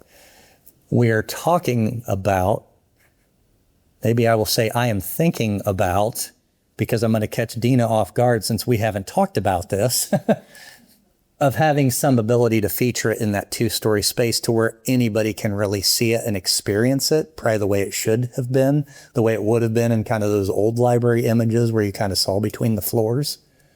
But we have not developed that level of detail yet, but I can tell you they will be coming along in the new building, or the renovated building. Yes. This is RR. Will I miss something? Restrooms. Oh, that's where they are moving them? So we have some restrooms here. We are looking at moving some restrooms here to kind of push them away from the sides. So we're really not taking anything away. We're just adding some additional restrooms up there that aren't necessarily here the way they are, blocking that window view and connection. Because right now, this would be children, so there are some restrooms here. But they're kind of in that way of where we really want to just open that side up. And when you look at the restrooms that are there, they don't meet ADA, so we would have to essentially redo them anyways. So it just becomes a question of where is the right place to redo them. So yes, restroom, anytime you see that here and on the lower level, are restrooms that are. Yes, sir. We needed restrooms. Have you guys thought about adding any in the back? Because like if you're all laying back and then all of a sudden you have to go to the restroom, you've got to come all the way up front. So again, in this case, really the adults will kind of be on this half of the library. So you've really got two restrooms that are located on that side. There are some in children's. They're not blocked out yet, but we have within this square footage, there is space for all the different children's functions, the children's shelving, some restrooms associated specifically with children to help, again, more in this case with children, so they don't have to come out and necessarily use the adult restrooms. So yes, part of the plan is to get restrooms in better locations distributed throughout the library. Did you just say that there will be a restroom in the children's section? Yes. Oh, good. There will actually be two in the children's area. This is why we talk a lot, so that we hear all of the, how to improve. Because like now, like in the teen section, which I never done teens or for an adult, but like if I'm back towards Yes. that area with those shelves back there, and if I had to use restroom, well now I've got to put my set down and then right walk all the way up here. Yep. So again, trying to improve that by distributing, you're really going to end up with 3 locations of restrooms here that kind of triangulate throughout that space on this upper floor. And this starts to help with what I sort of mentioned earlier. This upper patio would then have spaces that open directly into this marketplace. So as I come in, I could be grabbing a book. I could come out here and sit and read. We've talked about potentially some vending in this space so that I could get something out of a vending machine and go outside with my book potentially. I think there's not a desire necessarily to have a coffee shop or anything that's staffed, but there has been a request for some level of something. The other thing that's a little hard to see, that says right there, friends. So friends of the library space, where they have the location where they are selling books and, things for the library potentially. That getting more of a front door. And I've got some images to show what some of those look like in other libraries, but having a dedicated space where they aren't necessarily coming down here into the lower level. And it's kind of, when is there a book sale? There will virtually always be a book sale happening in this space right there near the front door. It's such a welcoming thing to walk into. The Newcastle Library has that, and it just feels really cozy Yep. and welcoming. Yep. And that's something Newcastle told us we weren't allowed to take away because we're working on that renovation right now. So are there any additional questions before I go to the lower level? I don't have a question, obviously, but I do want to add that what you don't see is some meeting rooms in some of those Yes. spaces as well. And then where you speak up a little bit. Oh, sure. Yeah, sure, Station. Just so everybody else. I wanted to add that what you're not seeing again, because this just isn't part of this iteration, but there will be meeting rooms in different locations throughout as well, in children's, in teens, and then in the adult space Yes. or business center. Yes. And that's fair. And that's where I've said it tangentially, but thank you, Dina, for reinforcing that. Within these blocks of space, there's a lot of things going on that we haven't unpackaged yet. So yes, business center is going to be printers in there, smaller meeting rooms, and those are 2 to 4 person, 4 to 6. We've talked about a 20-person meeting room. So we have the full range of from the space you're sitting in all the way down to those kind of one-on-one ability to just tutor or do your own work kind of spaces are in these, but not necessarily shown yet. That will be Community Forum 3. You'll really start to see those developed. There was another hand up, and yes. I just was hoping for a little bit of clarification, I guess, on the entryways on the north side. I'm assuming that's going to be ADA compliant ramp up to the upper level. So my question is on the south side, if what you're showing is the upper level and you're not having a ramp for an entryway, that entryway actually brings you into what is now the lower level. No, both of them bring you to the upper level. And so there would be like stairs or a ramp Yeah, correct. on the outside. Yes. To that entry. Yes. Okay. And again, that's part of that development as we go along. What's being shown right now is kind of what already exists. We haven't really fleshed out that whole corner because part of that is really working with staff and the programmatic. What do we want to do with this? Because this is another space where we've talked about there really is an outside element here. Like this is, if you come up that ramp, this is that area where you're undercover out there.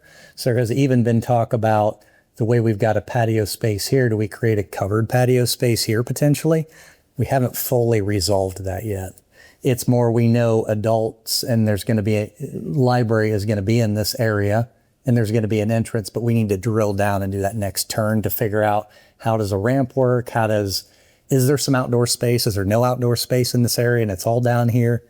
Haven't quite resolved that yet. But yes, both entrances would be accessible entrances. Anything else? Yes, sir. probably I'm the only one that doesn't understand this, but the entryway off the north entryway, is that off of North A? No. Thank goodness, thank you. And we'll get to a site plan in a minute that'll give context to this. So I think that'll help clarify your question. What there is right here is that's all that parking lot still is kind of that buffer between, because if you look at it, this is that existing footprint of the building. So we haven't extended anything. We've just occupied where the children's staff are currently back in all of this space. That's the children's program room, and this is staff space. We've just said that would become the entrance. So you've still got drive, parking lot, all that between the building and North A. Anything else? Skip to the lower level. So imagine all this is really in kind of that gray area here, this darker gray. Again, this is where patrons really don't go. This is where we're sitting now. These are some other kind of meeting spaces that can open up off here to the side of the barred room we're in. That's that space where you come down the stairs and get here. This is where we've got information services. And again, that little area that I'm going to call sort of genealogy, where it's kind of got some of those historic elements, being that yellow space. That's that 40-60 utilization. This is jumping more to that 80-20. The 20 being that staff space here, but really being consolidated into that. And again, within that, there are going to be rooms, workrooms, offices, restrooms are within that. Staff will have their own restrooms. All of that is in that block. It's just not detailed out. And this becomes that dedicated staff elevator. So where today you may get caught with staff or patrons trying to use this elevator in a bit of a conflict, or we hear a lot of, I'm on the wrong side, I'm looking at staff, this is not where I'm supposed to be because I hit the wrong button. That goes away because patrons will not be using this. It's in staff space at the lower level, it's in staff space at the upper level. You can see too that some of the adult functions are coming downstairs, so adults are split between up and down. I will tell you there was a lot of conversation about how was that going to work. We went through probably a dozen of these iterations with the staff to really talk about how do we keep areas together, what's important to have on the upper level, what can we have on the lower level, because I think ideally everything would be on the upper level. That was kind of where we started.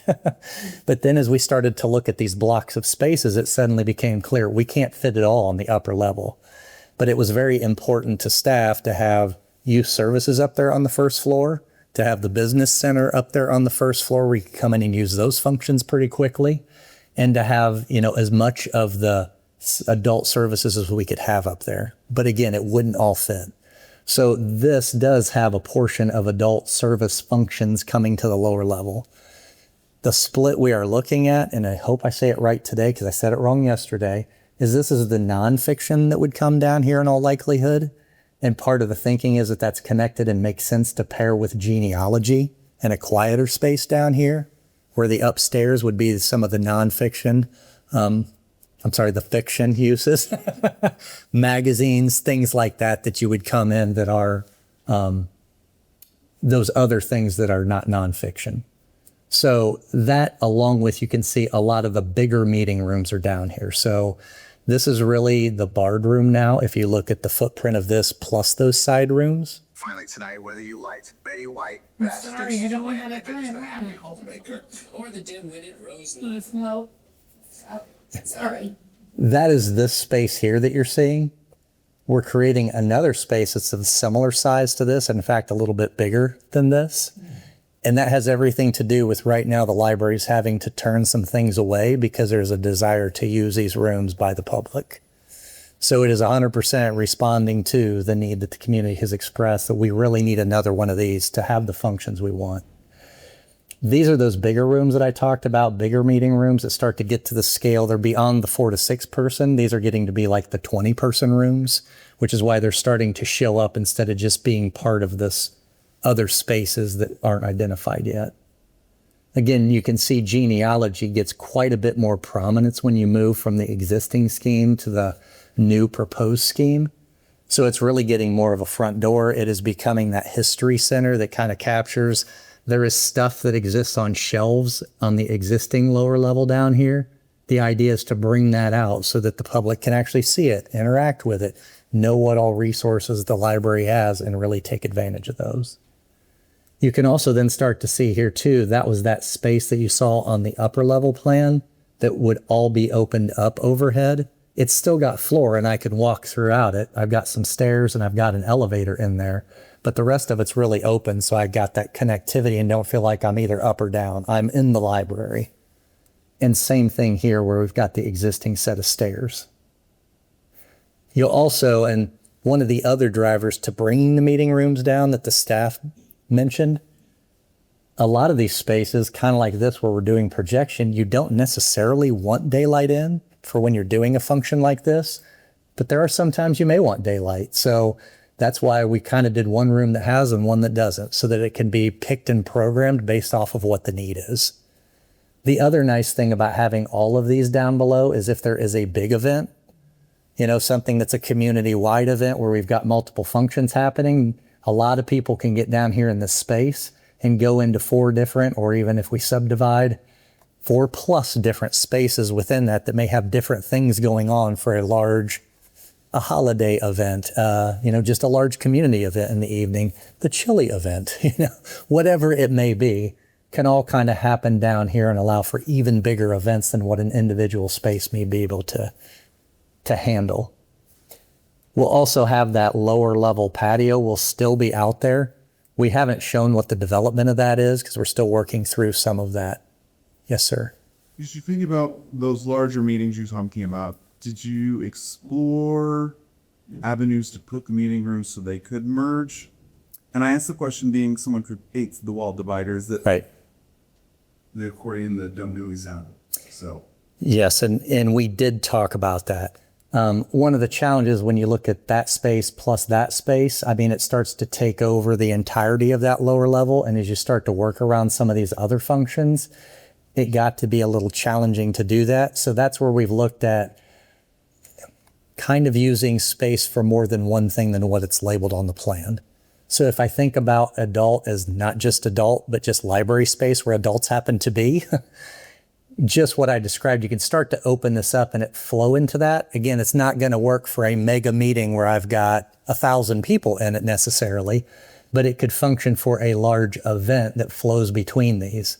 Because the thing we have developed in this is that kitchen type space that can serve either direction, as well as similarly restrooms that can kind of serve both sides of that. So they're located in a space that makes some sense down there. But it's like everything, to your point, it'd be great if it could do everything we want from here to here, but at a certain point you have to say, well, to functionally make it work for what we think it's going to be, here's the limits of what we can do with it. And that was the case down here as we started to look at that.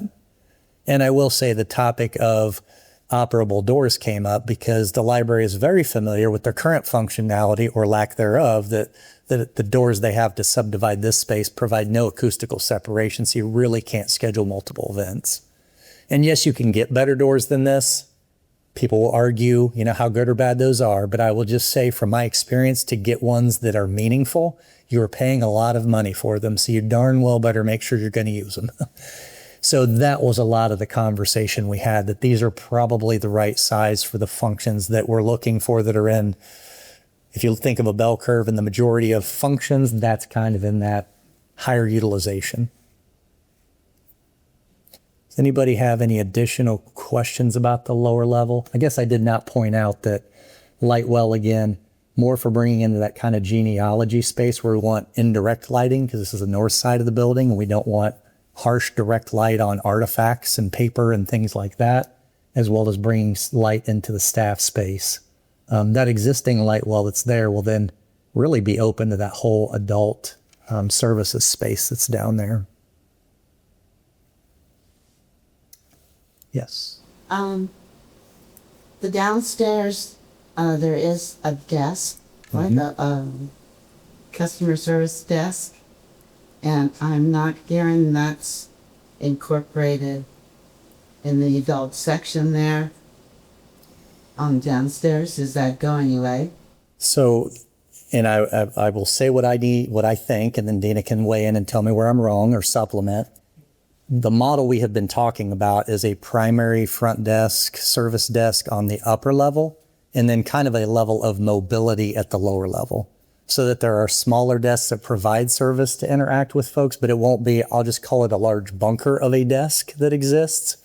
But there will be staff down here to assist with things, so it won't be that nobody is down here.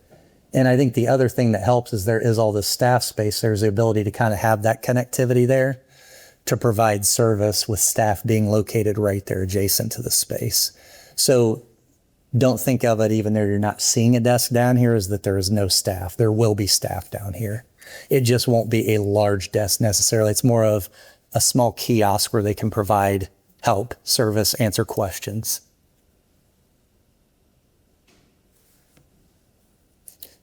Any additional questions? Because I know I have run up against 7 o'clock. So if anyone needs to leave, feel free. You're not going to hurt my feelings.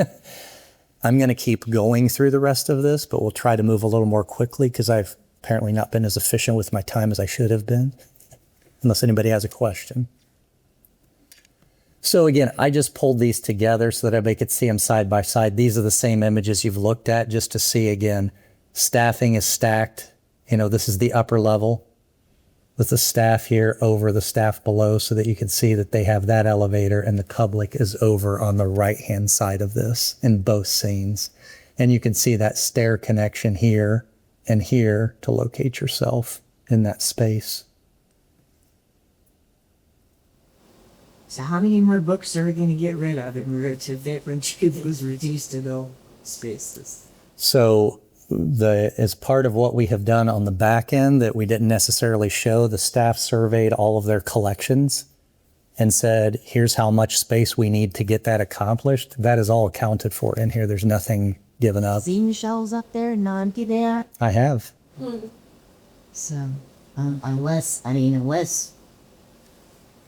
unless you happen to lock one of those particular books that they happen to carry, there's not a lot to choose. Well, and again, philosophically, I don't know. I mean, that is operationally what it is. I mean, I think the other thing would be, you know, there's always the evergreen service. If For sure there is, but that's the you know what book you want. Sure. I'm just a person who likes to look at books and keep wanting to read. Sure. Your choices are pretty limited. Understand. But everything that is there today is accounted for, so there is no more giving up books, if that is the concern. Anything additional? Yes, ma'am. Where are the computer classes? Tech, downstairs? So a lot of that is, it's more happening because what we're moving away from is that there is a space where it is just a computer lab to teach classes to, it's because you've got this ability. What it becomes is the ability to do that in these meeting spaces that are down here, depending on the size of the class, so that the technology can be brought in and then vacated, so it's not a single use space, so it can do multiple functions. So there will still be the classes. And I'm glad she brought that up, 'cause I used to talk with you about this during the first You did. that we had, and I'm not hearing or seeing anything about this. I still think there needs to be a room or an area with computers that is more of a quiet room, because I'm still running into problems, and I can bring a perfectly good example of just 2 nights ago, so even that's very recent, where I even tried to go in the lab. I tried to go way downstairs away from everybody, and there's people in there with kids, there's friend kids, they're talking on the phone. I don't tend to the library for that. I want to get on the computer, I want quiet time. And I'm not seeing anything in there where that's being iterated. And I guess what I will say is you're not seeing it because we haven't taken that turn to show where all of the walls and enclosed spaces are within these. So you're seeing a big block that says adult. What you're not seeing is there will be smaller meeting rooms in here that again are the ability for somebody to go into that space and be alone and or more isolated, I guess I would say. We're looking at some of that quieter space as still being on that lower level. When I look at what's up here, it's like everything is up here, and that's intentional with the idea that once you come down here, not a lot of kids are probably going to go to genealogy and history. Maybe programmatically that gets developed to draw kids down, but between that, meeting rooms and adult kind of being up here by the windows looking at some quiet stuff happening in this corner, it just hasn't been hardlined yet. You'll see that. As you're saying that though, so then are you still thinking of just like urban with like so many computers, so where for people like me can just go sit on a computer with? Yes, there's still the ability to camp out on a computer in various places. Yes. So are you saying the library will have computers still for fueling? But we'll say the laptops. Yeah, that was my question. Is it right? Like you could check out a laptop Correct. and find a small. Yeah, we're actually Meeting getting space. laptops to check out, and we'll continue to have PCs. So we'll have great those for folks. So just to be clear for anyone who did not hear that, you will have both laptops and desktops. The PC, the laptops are actually coming very soon that you can check out and use in a library. But this is another thing we're looking at in terms of flexibility. So you could go into a space or you could go to that PC.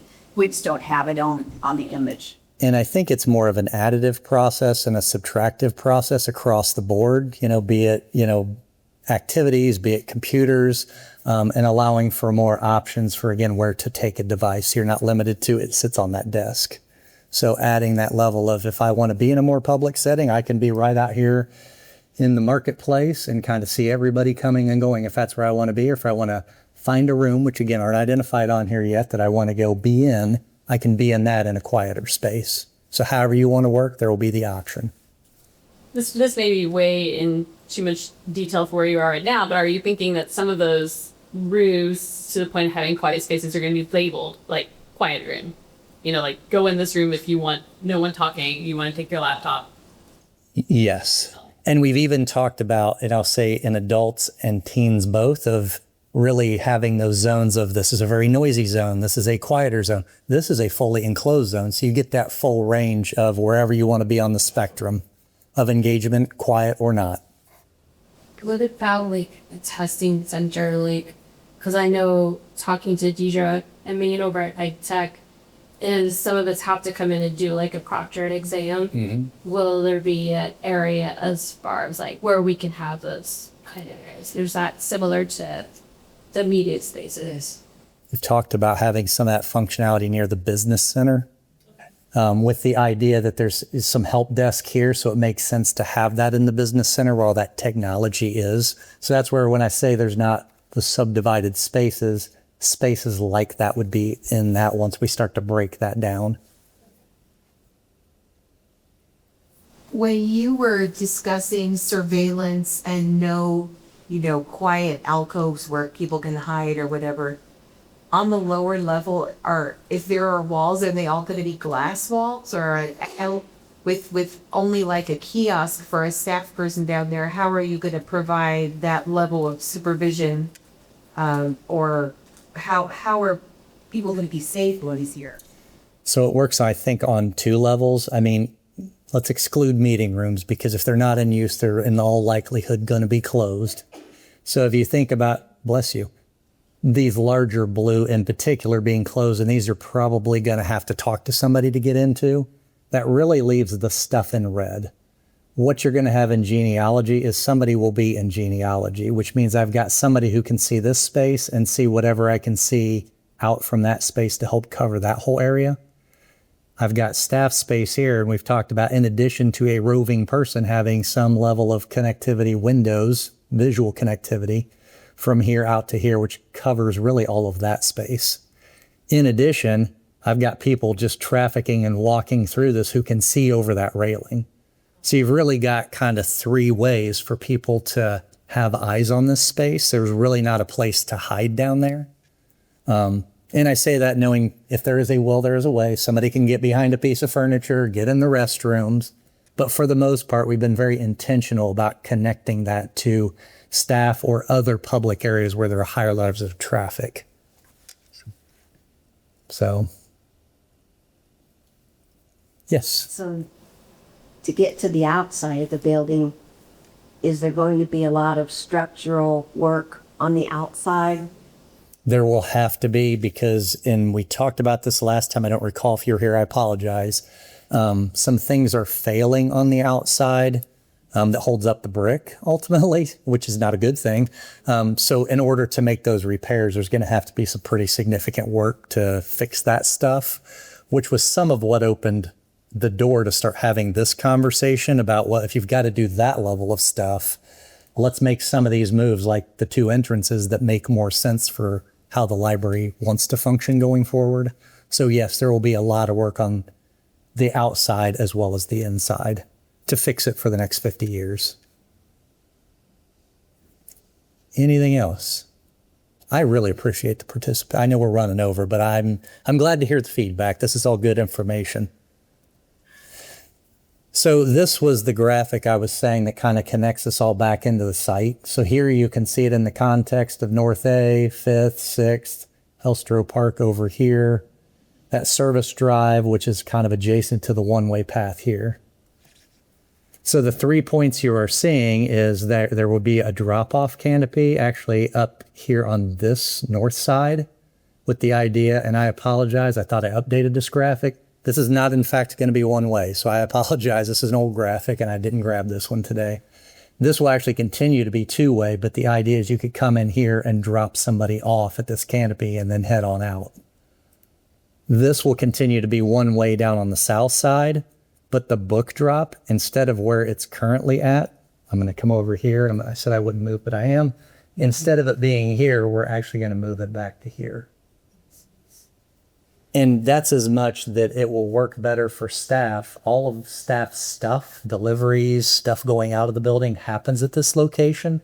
So it makes sense to have the book drop here at the first floor where, for those who don't know, when I put my book in there, it goes down a magical chute to the lower level that's kind of complicated for staff to get through and that frankly doesn't work very well and is a little unsafe. So making that go away where it's a one floor book drop that goes right into this garage/storage area. The other thing for those who want to be deep in the weeds that we're talking about is bringing the floor level of that garage up. So there's not a dip down and then I've got to come back up into the building. So while that may not matter on the patron side, I can tell you it's going to make the staff's lives way better. They're going to be way happier. And I'm certain the level of service as a result will come up because of how much better their day-to-day is without having to bring stuff in and get it up 40 inches of steps, lift, whatever it is.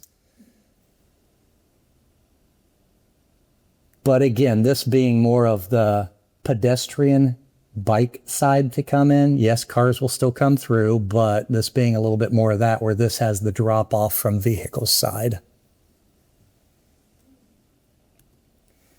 And this was the one that I had mentioned earlier, and this goes back to what I said where it's two ways. So again, apologize for not updating. Traffic patterns will still be the same. These are just arrows and you can see that they kind of show the flow of traffic.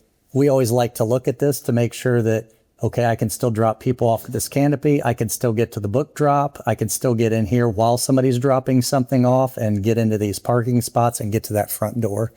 That's really all the more that spaghetti is trying to show you. So, because at one point when we were looking at this being one way, it was this diagram that really said to us, making that one way is not making a lot of sense. So again, this is back to our let's go to fundamentals, because even though it feels like something that may not be necessary to do because it's so fundamental, a lot of times it does show us something that moves the design forward. This is just a section through the building. So if you look at the plan down here, which I know is small and hard to see, is all it's saying is it's cutting a section through that building from north to south and looking towards the city building. So you can see this is that areaway. Then this is over by like where the book drop is now, where you can kind of see down to the windows at the lower level. What we're saying when we say new areaway is creating a space similar to that where I can get light down in that lower level. So what it does is on that south side, again, towards where the book drop is now, I've got windows at the upper level, at the lower level. I get the same thing on the north side, windows at both levels. So again, it helps to bring that daylight in and not make it feel as much like I'm in a basement down here or a lower level.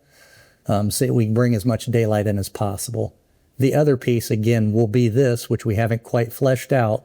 Is it just this piece that comes down into this opening that we're going to create? Or do we do something bigger? Because back to your question about the outside of the building, not only do we need to do something with the brick, we unfortunately need to do something with the roof. The roof has gotten to that point that it really needs to get replaced as well.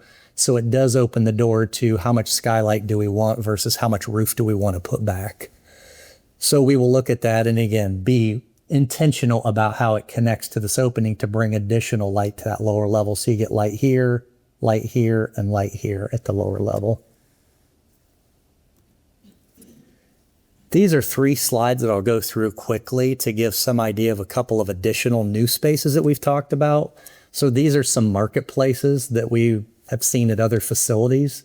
So again, it is walkable space. Yes, it looks like it's really tight. I don't think ours will be as tight as this. It'll probably feel a little more like this, where you've got plenty of ample space to walk through. But it is more these shelves where I've got front facing things so I can see what is new in the library. It's not the bookshelves where you're seeing the spines as you come through, but I get that full look of front facing stuff that I can see what everything is. What's the new magazine? What's the new book? What's the new item in the library of things? So that's what that marketplace feel will look like as you come in the front door and then start to move into some of the other spaces. Meeting rooms, again, it's been talked about a lot. I am certain it will continue to be talked about a lot as we develop these. It is everything from, a small room like this that's kind of pointing in a direction, small room like this, subdivided spaces like this that can flex, to bigger rooms like this with, again, visibility and connectivity to the adjacent spaces. And a lot of this was coming out of the images that you all saw and reacted to. So picking up on that, meeting rooms will be everything from large to small.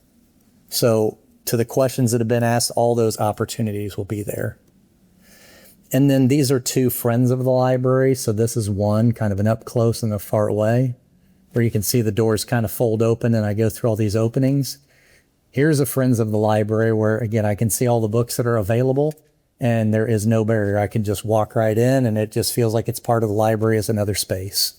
We haven't really talked about, again, where we are going with this, but this is what we are talking about when we talk about friends of the library close to the front door. So our next steps are further site analysis, further building analysis, and ultimately programming. And what I mean by programming is literally, I keep saying to the staff, where's my pen? Where's my desk? Where's my computer? You all start to see the same thing. Where are the spaces? Where are the computers? Where are those spaces where laptops can be taken? All of that will be what you're starting to see in Forum 3. So jumping to Forum 3, again, those dates, May 6th and May 10th are those dates. I am certain the library will put that out again in the form that they have been to make sure everybody's aware. And if anybody wants additional information or follow-up, that address there on the internet will take you there. And with that, we are done unless there are any additional questions or comments, and I am happy to take any after the fact. Thank you all for your time. We really do appreciate all the information and feedback. Thanks again.